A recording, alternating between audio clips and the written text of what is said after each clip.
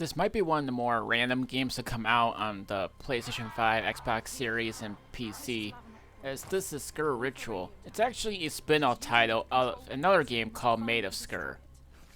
It's supposed to be... Now, let me get to the game I just mentioned, Maid of Sker. It's supposed to play like Resident Evil 7, and that's kind of the thing I can summarize it. Some people hate it, some people love it, but then Sker Ritual came out, and everyone loves the thing. Well, not everybody, but most people I've seen love it. So if you guys ever want a standalone Call of Duty Zombies game, then this is for you. It's typically your classic round-based game, as you can say. The only unfortunate thing about this game is that you can't do barricades. It's one of the main takeaways of this game, but overall it's not bad. If you guys have played a Call of Duty Zombies, you know what you're in for. Round-based games. There's also sometimes going to be campaign stuff for you guys to do in the game. Currently, at the time of this recording, there's only 4 maps, and there's actually 2 more on the way via free updates. Yes, you heard me correct. You no longer need to pay DLC money just for zombie maps like Call of Duty usually would do. Yes, I have known and I'm aware of that they basically have no longer have paid DLC and instead have like these once a month maps or whatever. But it doesn't change the fact that they had a history with paying up the money for DLC. The only thing that's DLC paid wise is costumes, but that's about it. So there's 4 maps, and I'm sure that each of them has their own bosses. If you defeat the boss, you can actually get a trophy for it. But there's also a trophy that you can basically beat this in hard mode, which good luck trying that out. I mean, if you have friends, then maybe you'll definitely have an advantage, but playing by yourself may take some skill. So, what's weird is that you can find these weapons in these box things or whatever. And you guys know the mystery crate? Well, it's a doghouse this time. Yeah, I can't believe I'm actually saying this. A doghouse is a mystery box, and the dog will give you a random weapon. Or maybe sometimes the weapon is already upgraded, so you might have some luck with it. There's also perks in the game, which can pretty much tell you what you need to do. It can increase your weapon damage or your shield or whatever else there may be. But it comes in the cost of these skull token thingies or some sort of ritual tokens. You use that to pay them up, and that's about it. I think it really depends though, but that's all I can say. But there's plenty of rounds for you guys to play, and it gets harder and harder. I had some people saying that they don't like the game because of the difficulty curve. Well, I told the person to get good at the game. I mean, if you like other zombie games like Left 4 Dead, then you should be able to like this game, no problem. Even Left 4 Dead has a survival mode, so I don't get why that gets a pass. Now, I did play this on normal difficulty, as usual. And yeah, I can safe to say that the bosses in that game are pretty difficult to do. Because why?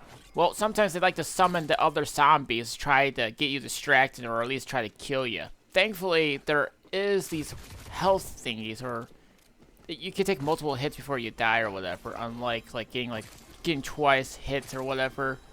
Maybe that depends on the difficulty. I haven't really played hard to say that, but like I said, weapons can be upgraded by some sort of machine. But instead of playing an animation, it just automatically upgrades. I get this faster, but I'm not sure if it's gonna impact the charm that anyone will have of Call of Duty Zombies. But just like the zombies, sometimes you'll have mini bosses. Like, they'll chase you. But that's about it for there. There's plenty of places to go, and you need to pay up to doors in order to advance to other areas, just like Call of Duty Zombies. But sometimes there's going to be some challenges that you guys may face up. Like doing a ritual thingy by destroying the statues. That thing took me a little bit of time to find out what I'm supposed to destroy. And other times that you need to protect, or at least, you know, protect the goat or whatever in one of the levels.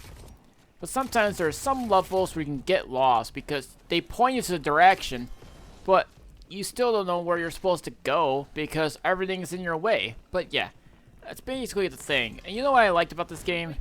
The perks are still intact even if you go down. That's actually what I like about it, because if you play Call of Duty Zombies, your perks just go away regardless if you're down or not. But I think it's just dumb. But there are plenty of ways for you guys to destroy the zombies or just monsters. I mean, they act like they're zombies, but they're more like mutated dudes or whatever it is. I don't even know. But there's plenty of tasks if you guys want to do that, or if you just want to play a game round-based and survive the longest, you can. In fact, they give you the option after you defeat the boss in your specific map. So if you want to keep playing and surviving how long you want to survive, you can. If you just want to get out of there immediately after you fought the boss, you can. So you have your own choices. But it's like I once mentioned before, like, if you're there just for campaign purposes, then the challenge is definitely going to be on the difficult side, regardless of whichever difficulty you choose to play. Seriously, I can't even catch my breath because all these zombie-like dudes are keep trying to go after me. And I can sometimes not get enough ammo to actually defeat these things. But thankfully, there are melee weapons you guys can definitely use. But sometimes, some melee weapons are necessary if you guys want to complete objectives. Like, there was a sword weapon thingy that they had me carry, but I didn't know what it was. It looked powerful, but I needed it for the mission, and before I even realized it, I already put the thing away, so that was on me. But that's kind of like my point of the thing. You can definitely play friends online of the game. There's also an offline mode, so you don't really have to be online to play, which is a good thing, because online only stuff is just pure garbage, unless if it's really meant to be online, then I can understand. But games that have single player content and having online connection requirements is just a pain in the butt. They know they can patch it in, they just choose not to. And they just rob your money.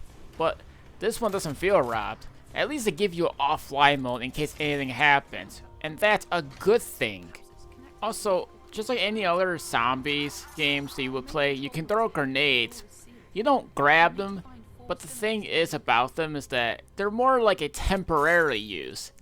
You only throw it once or twice and then it's gone. But you gotta wait for it to recharge and that's it. It's kind of like the same thing when it comes to like melee weapons or anything else you use when it comes to throwable objects. At least it's not like a waste or anything, unless you really miss and you stink at throwing. So it is cool for this game to have free content via an update when it comes to bug fixes, new weapons, or maybe new weapon skins, and some maps. There's also this upgrade system you guys can choose. Well, before you play, you go into the thing and you have to get these token thingies, but that's more like after you beaten a round or whatever. Or like, I'm talking about like when you complete their game, even if you die, you get a whole amount of stuff. And then you can choose how to upgrade your weapons, like maybe your assault rifle, or maybe you want to increase your defense a little bit more, or maybe your perks. You can actually do that too. So you got plenty of options for you guys to choose from. But there is plenty of perks for your weapons or whatever too. It's kind of like one of those like revive thingies, or maybe a juggernaut thingies. So kind of like those things there. It's there. It's like I've said before. You can keep them even if you go down, but I'm not sure that's single player only. I haven't really played online with other people. Also, in order to revive yourself, you have to go to these pod thingies. Sometimes it's far, sometimes it's close. But at least, again, they're trying to be something different. And I never really wanted to play online because I might risk being a bad player. And I'm sure you guys know where I'm coming from. There's also these things, you know, it's like you get infinite ammo, you can insta-kill enemies, you can do whatever. There's some that are quite different, but I can't really remember at the top of my head what it was. But definitely some of the stuff that I gotten are pretty much worth it, with the exception of barricading, because there is no barricading, which really is just dumb that they didn't include that. But I guess they're trying to be different, you can say. But overall, not a bad game. Definitely recommended. And it's not really expensive or anything. In fact, there's also a physical copy of the game if you guys want to get it. So, for my money, get this game. If you guys want to play this with your friends, or maybe alone for a challenge, or maybe you want to play like a bunch of maps, you can. Seriously, they launched this game with 4 maps. Call of Duty Zombies usually launches like a map or 2, and that really destroys them. Imagine launching a Zombies mode with only 1 map. Or 2, but at least we get enough maps for you guys to play. Thank goodness. 2 maps is just not for anyone when it comes to launching. There should have been more than that, and this game pretty much proves it. 4 maps during launch, definitely worth it. There's also these little intel thingies. I think you get like a trophy for it. I don't remember, but that's kind of like the thing about it. If you guys play Call of Duty Zombies, you know what you're in for.